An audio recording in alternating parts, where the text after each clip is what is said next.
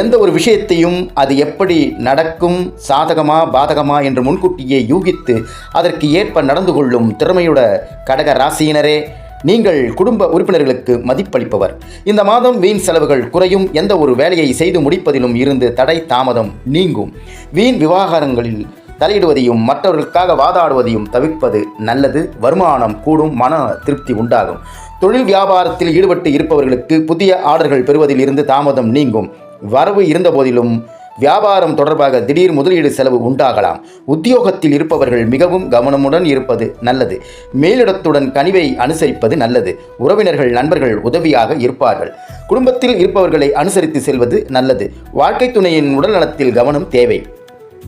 பிள்ளைகளுக்காக அலைய வேண்டியிருக்கும். மகிழ்ச்சி உண்டாகும். பெண்களுக்கு அடுத்தவர்கள் பிரச்சனைகளை தீர்க்க முயற்சிகளை மேற்கொள்வதை தவிர்ப்பது நல்லது. தேவையற்ற செலவு ஏற்படலாம். எதிலும் கவனமாக இருப்பது நல்லது.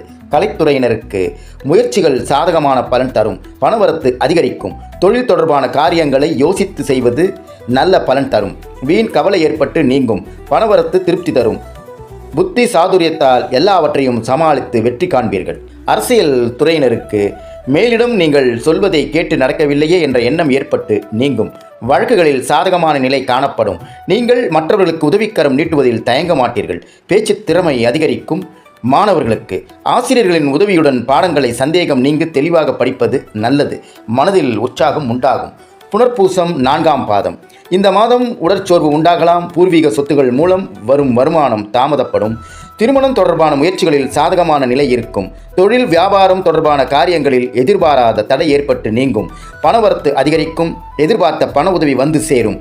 உத்தியோகத்தில் இருப்பவர்கள் மேலதிகாரிகளை அனுசரித்து செல்வது நல்லது. பூசம்.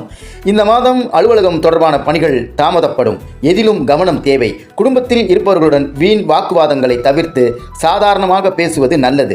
வாழ்க்கை துணையுடன் இருந்த மனஸ்தாபங்கள் விலகும். நண்பர்கள் உறவினர்கள் வருகை இருக்கும். பிள்ளைகள் நலனில் அக்கறை காட்டுவீர்கள். ஆயுள்யம். இந்த மாதம் வீண் வாக்குவாதங்களை தவிர்ப்பது நல்லது. கடும் முயற்சிகள் பலன் தரும்.